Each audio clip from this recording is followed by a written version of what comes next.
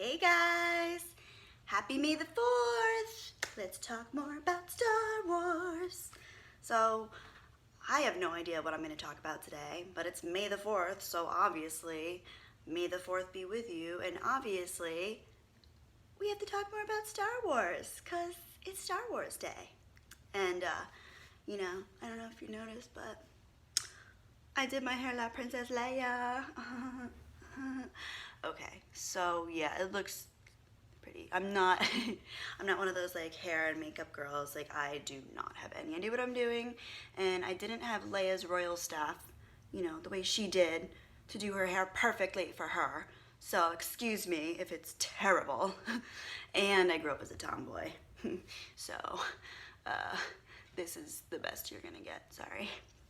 But I am wearing my Princess Leia as a Disney princess shirt, which is pretty ironic seeing as Disney is butchering her. So I just have to say, I made like a little joke in my head. And this reminds me of, what's that movie? The Sound of Music, right? The Sound of Music? Okay, so it reminds me of that. And I was thinking in my head, it's like, the theaters are alive with the sounds of fans' tears. Right? Because not The Force Awakens, that wasn't as bad.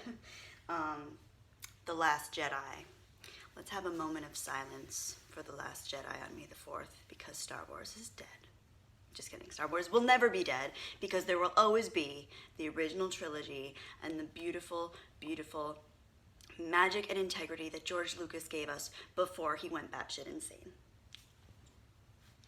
Sorry to Lucas fans. Okay, let's talk about that. I don't think George Lucas is a bad person. I don't think he's a bad artist. I think he's incredibly intelligent, and sometimes I think really smart people can be their own worst enemy, and really good artists can be their own worst enemy. For example, I don't consider myself like an amazing artist or anything, but there have been, I do paint and I do draw and sketch and stuff, and it's really interesting. I want to use a little bit of an analogy for George Lucas going back and trying to fix the original trilogy. Or even going and making the prequels in the way that he thought he would be the perfect way to tell the prequel story. So my personal analogy is that I'm really good at drawing in pen, not pencil, pen. And the reason why is because I make mistakes. If I draw with pencil, I will go back and back and back and erase and try to get the shading perfect and try to get the shapes perfect and try to do everything perfectly. Meanwhile, if I do pen, magic happens. Not always. Sometimes it's just crap. It's just like terrible, obviously. But when I do pen, it's like sometimes those little mistakes you make force you to go and do something different. Perfect example is Spielberg with Jaws. I mean, look at the shark, the animatronic shark, Bruce. They named him Bruce. Was continually failing, continually sinking, and just not working, not doing what they wanted him to do. And look at Jaws. It's a freaking masterpiece. It's a masterpiece. And I feel the same way about the original trilogy. Sure, do they have better special effects now? I mean, I remember Deep Blue Sea came out when I was young, and I was really excited, but it was not Jaws. Great graphics, great CGI. Those sharks look pretty darn real. Wasn't Jaws. And I think if Spielberg went back, I mean, he kind of did with like Jaws 2, 3, 4, 5, 6, 7, 8, however many Jaws he ended up making. I feel like if Spielberg went back and tried to fix Jaws with special effects, I mean, maybe he did do that. They both, I love the South Park episodes where it's like George Lucas and Steven Spielberg, like they're like buddy, and they're like talking about how they had to go back and like fix things. And it's just such a true thing for artists, is I think the more you try to perfect something, that in other people's eyes or in an objective perspective is beautiful because it isn't perfect. And the thing is, Lucas never made Star Wars perfect. He thought he did. He thought that if he could get the money and the technology and the special effects behind him, he could make Star Wars perfect. But what he failed to realize was that it was already beautiful. It was imperfect, but it was beautiful. And this is one of the reasons I love the documentary The People versus George Lucas, is because they bring up this amazingly ironic case of Lucas being like an expert witness, I think, or some type of witness on the case against the colorization of black and white films. You know, there was a period of time, I don't remember when, but they wanted to go back and colorize classic black and white films, which I know that they did for some. But his argument was that I mean, I don't remember his exact argument, but it was something along the lines of it destructed. I promise I'm smart. I'm sorry. I'm not. Okay. It destroyed, or I don't want to use the word destroy. That's why I was trying to think. It was destructive to the initial beauty and crisp originality of the classic black and white films.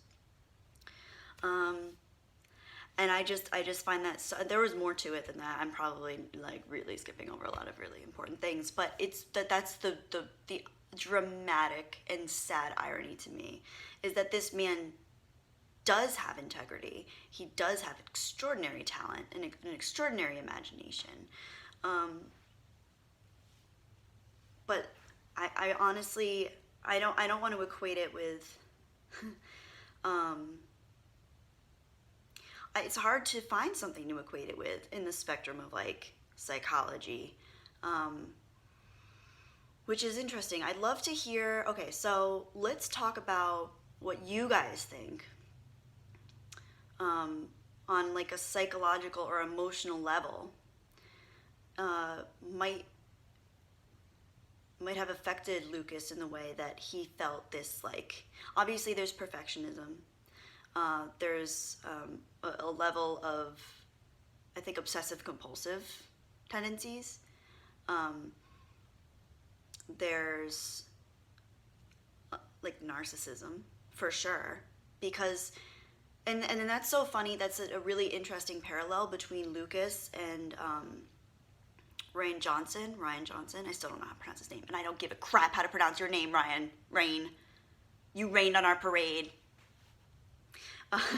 But no, seriously, like, I think that's a really interesting parallel, is that when Lucas went back, and when he went back and released his definitive edition, or when he went into the prequels, he felt like, this is what I'm doing, it's my Star Wars, and this is how I'm doing it, and I'm the creator, and all you people that don't like it can, like, go, you know, suck a bantha's foot. And I honestly feel like Rian Johnson is the same exact, well, not the same exact thing. Honestly, I think he has less talent than Mr. Lucas. Far less. But there's almost this, like, it's almost like, okay, so I work with kids. I'm a teacher. I work with primarily 4-year-olds, but I also work with a lot of after-school courses where we work with older kids. And we teach art, but we really focus more so on being there for the children and just nurturing who they really are at their core. And whenever we see problematic behaviors arise or issues of, like, their self-esteem being affected, we always want to address that. We always use positive terminology. We never want to use negative talking or tell them not to do something in a certain way, because that isn't effective. It just shuts people down, which is really ironic because I'm really shutting down Lucas, and I apologize for that, but I feel like it's gotten to the point where we need to be able to have this conversation. And it's not just Lucas, and it's not just Rain.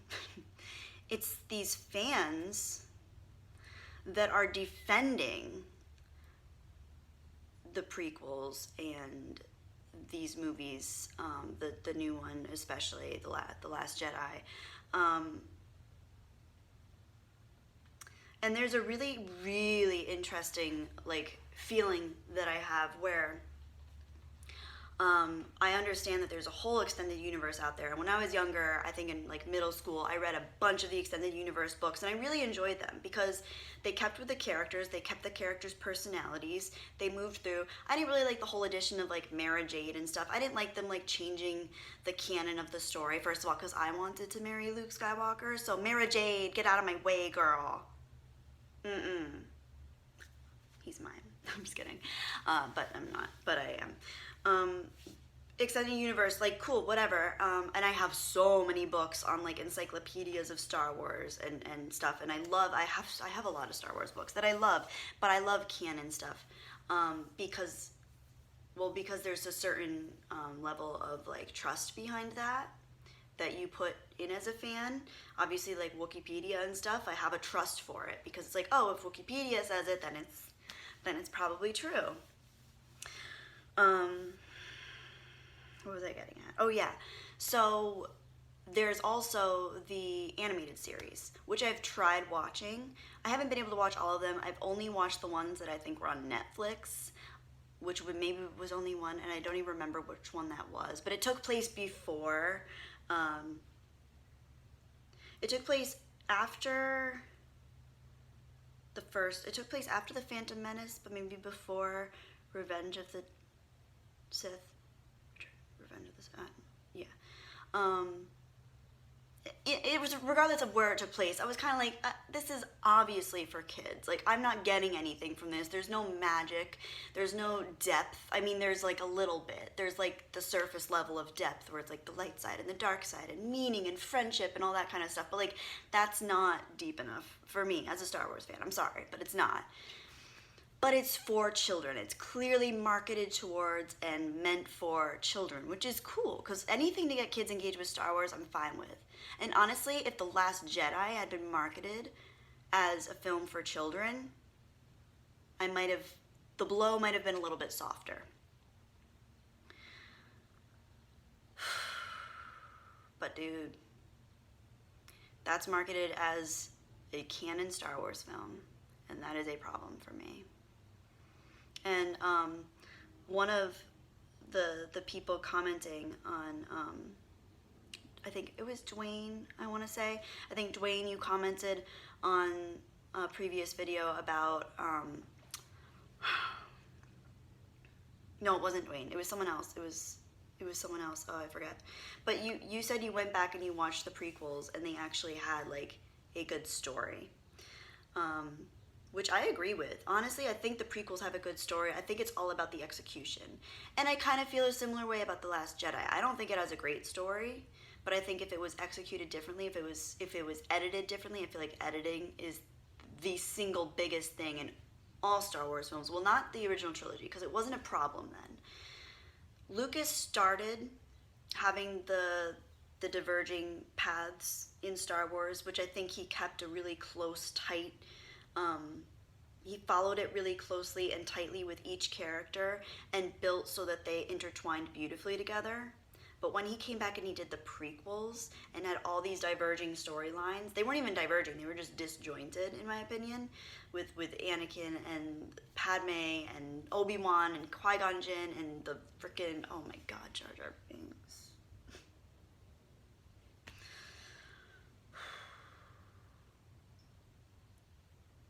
I'm sorry, I had a moment. I just, woo, woo, woo. It's like PTSD for Jar Jar Binks. I just think of it, I'm just like, Vietnam flashbacks, just no. But yeah, okay. So, but it, and I don't think they never reconciled that with, it's interesting, because The Force Awakens, J.J. Abrams, okay, this is the thing. My thing with Force Awakens, okay, I know a lot of people don't like The Force Awakens. A lot of true Star Wars fans that I still consider to be great Star Wars fans, not like, because I'm the authority on who's a Star Wars fan. But no, the people that really hate on The Force Awakens, I see, and I understand why. Yes, copy and paste A New Hope, and it's very, very similar. But to me, it was more the feeling that I appreciated about it. It felt There was a heaviness and a weight to the actions and the interactions of all of the characters and the storyline that I felt was resonant. Like it actually meant something, and it felt like Star Wars again. When I watch the prequels, or try to watch the prequels, there's no weight really. The most weight I felt in any of those was Revenge of the Sith, Return of the Sith. I can never remember Revenge of the Sith. Revenge of the Sith, right? That was the most weight I felt, and I remember I saw that I think 3 times when it was in theaters because I was like, I really wanted to like that one, and I kind of did, but I tried rewatching it again. So my boyfriend, okay, so this is something you should know. My boyfriend had never seen Star Wars. Isn't that scary? He grew up with like Adam Sandler movies, like no shade, like Adam Sandler, you're a great guy, I'm sure you're a nice guy and everything, but I grew up with like what I consider to be like the classics, and I'm very like excited and happy about that because I feel like it really gave me a good gateway into understanding film and understanding, and even just understanding narratives in general. So I love reading, I love books, I love stories, I love anything that's done with integrity and depth. And is executed in a good way. Like, I'm all for it. But it's like, I feel very similarly about, I haven't even, okay, so I was like a die-hard Lord of the Rings fan, right? The Hobbit is one of my favorite books of all time. Top 10, easily. And I love Lord of the Rings. I love the movies when they came out. And then I heard about The Hobbit. I just had to hear about it, and I did not see it. I didn't want to see it. I heard it was pretty bad. It's an interesting thing with directors. So Peter Jackson too. Which brings me back to my other point. And I'm sorry, if this is your first time watching me, you're gonna have to like get used to the fact that I like on tangents and my mind just like is kind of like all over the place. And I apologize for that, but I kind of like, that's who I am. And I feel like that's how people are naturally. And I got criticism for that my first video, but like I'm not trying to be like Philip DeFranco, you know, like I just want to be able to talk about these things and have like a real genuine conversation with you guys, because I feel like that's what Star Wars is. Star Wars has become too polished and too clustered, and I would rather be free and real and just talk about things as they come up organically. So I don't remember what I was saying. This is the thing. This is the only thing I wish, is that it was like like you guys were actually here and could be like, this is what we were talking about, go back to that, and then I could be like, oh yeah, thanks, because when it's just me talking to the camera, I'm losing my train of thought.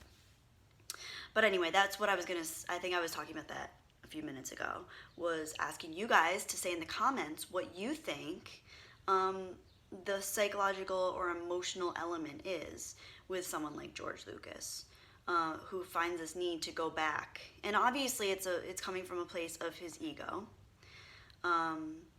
which a subset of that is his insecurity, and then you have the narcissistic qualities. But like, I'd love for somebody to like kind of break that down even a little bit further, and let's talk about that a little bit, because I think if we can get to that, we can get to the root of what went wrong with Star Wars. We can get to the root of when the magic faded.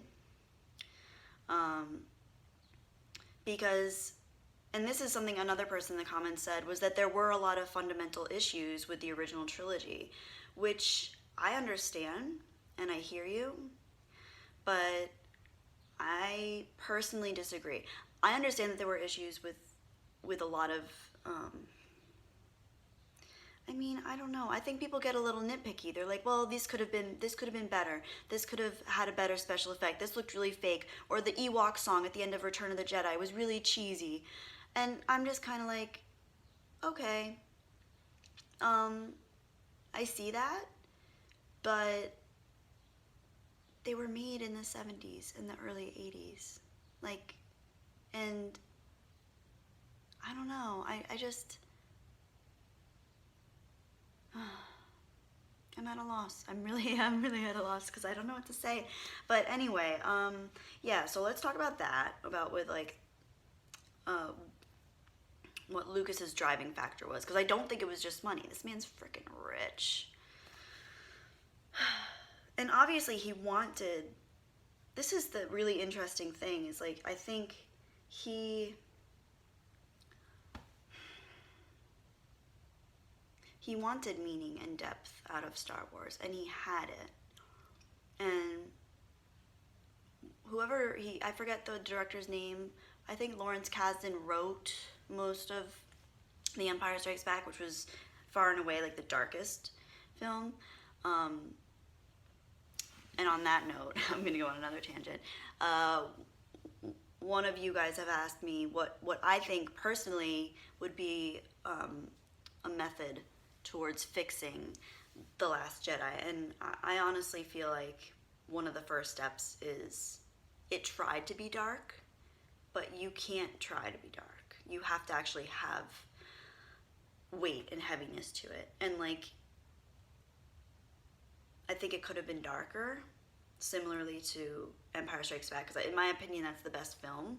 I love A New Hope too, and that's something that Dwayne and I talked about. Dwayne's favorite Star Wars is A New Hope, and I totally am on that same page, because that's like magic.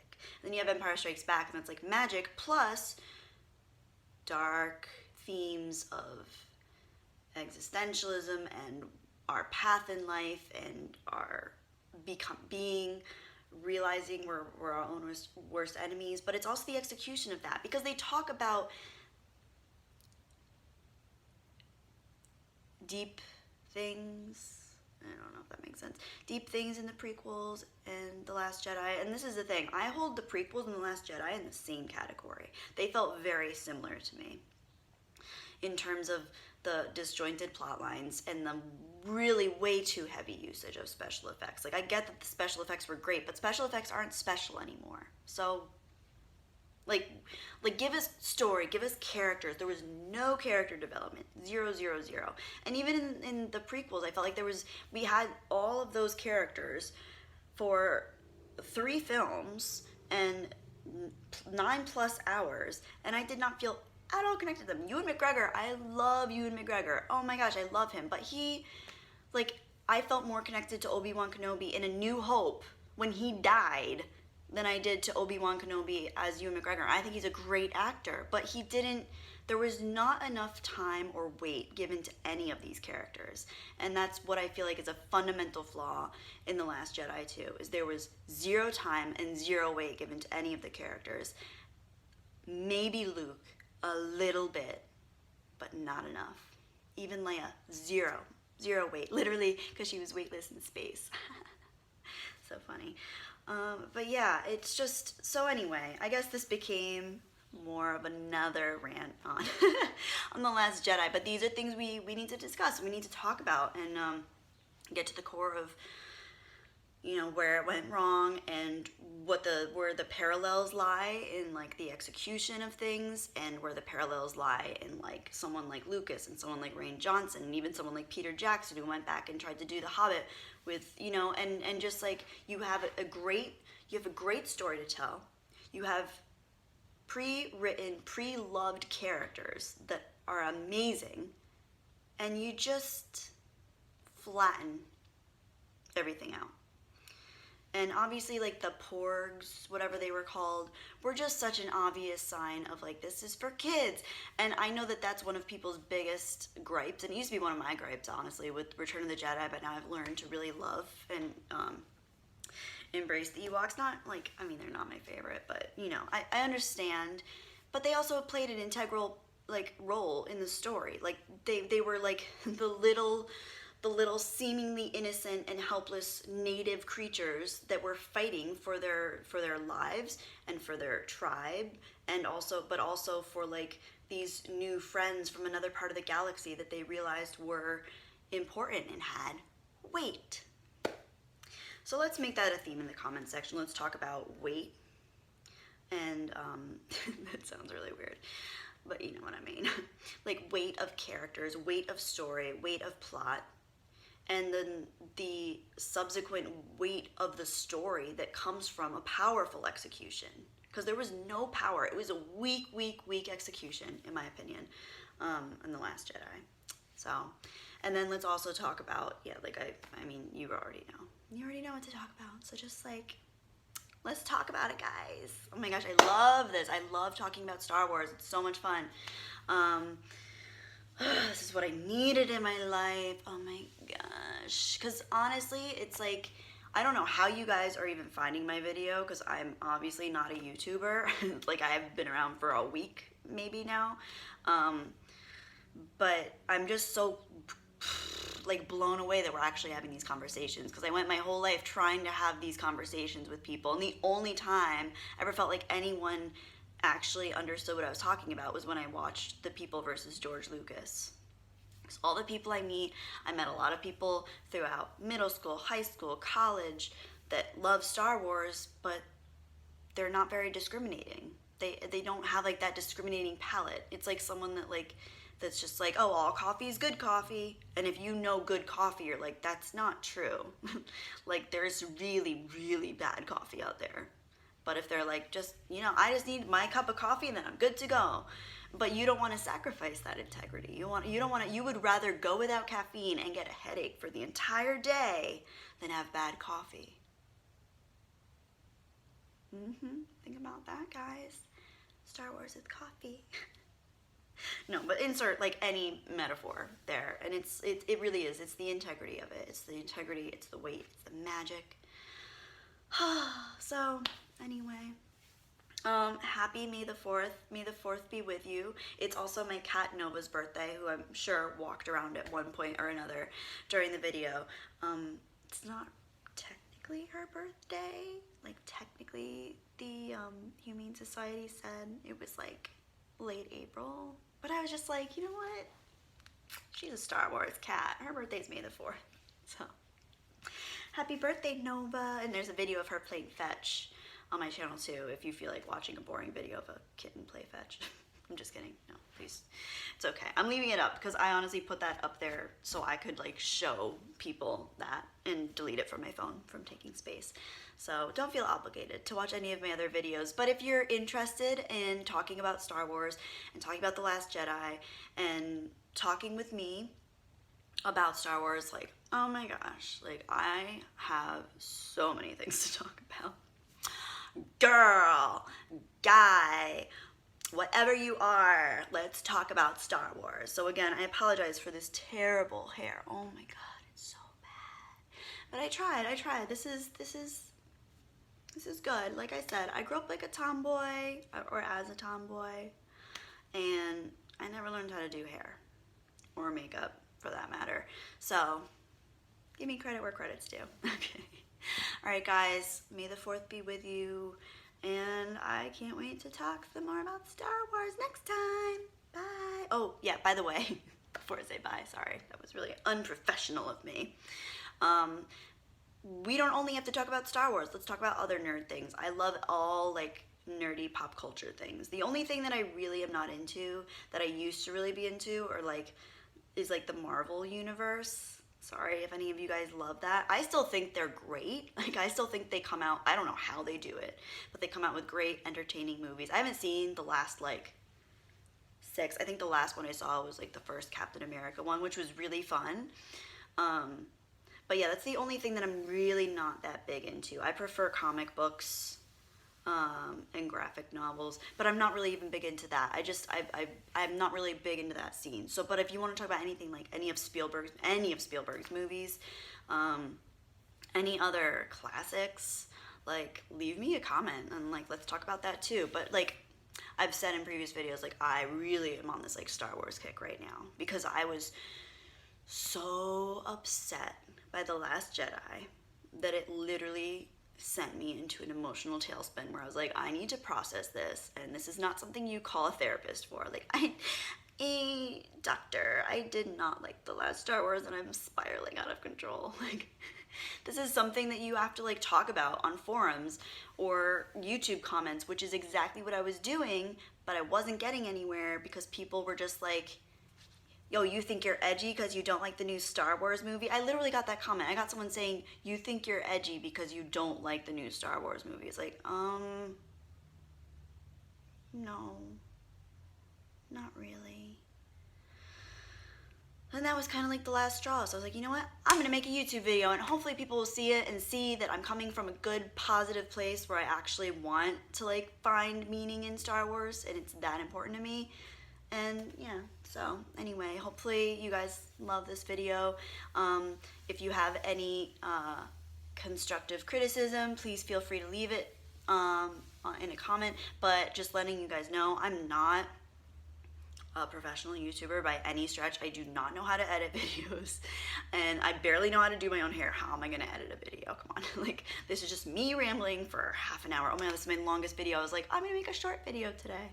This is what happens when I talk about Star Wars. Anyway, it's funny because I'm actually an introvert, and when people talk to me, like, I don't think they would ever know that I had this much to say. So that's what's really cool about this. Another aspect of it that's really cool. So anyway, bye guys. May the 4th be with you.